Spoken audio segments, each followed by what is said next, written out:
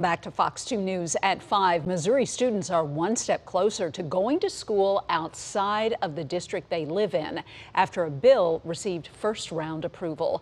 Our Missouri Chief Capitol Bureau reporter Emily Manley breaks down the school choice legislation tonight. She is live in Jefferson City. Emily, this could hurt smaller districts. Yeah, Mandy, and that's a big concern for some representatives, and they voiced that during debate today in the House. They're worried that these rural communities and school districts might have to close their door or even consolidate.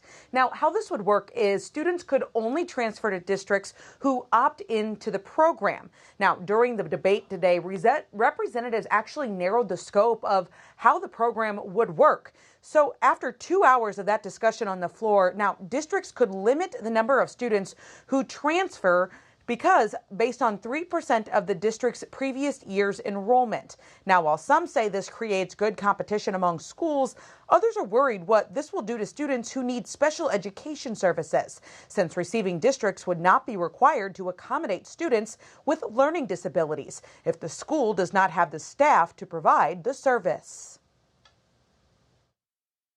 What it's going to do is not give any school district any reason to offer any more special need resources than they legally have to.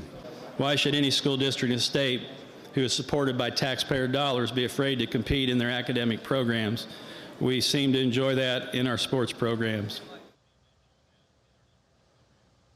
Now, Representative Pollack, who you just heard there, is the sponsor of the bill, and he says that when it comes to special education services, the district can reject a student if they don't have the staff or program in place.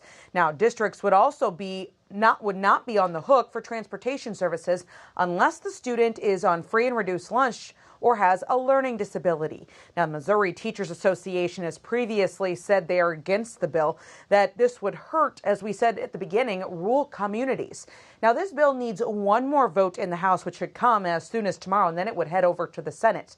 The House actually passed similar legislation last year, but when it went over to the Senate, senators decided not to hear the legislation, which killed the bill. Of course, we'll keep you updated on if the House takes up this legislation tomorrow and if it passes. Reporting live tonight from Missouri State Capitol Bureau in Jefferson City, I'm Emily Manley, Fox 2 News.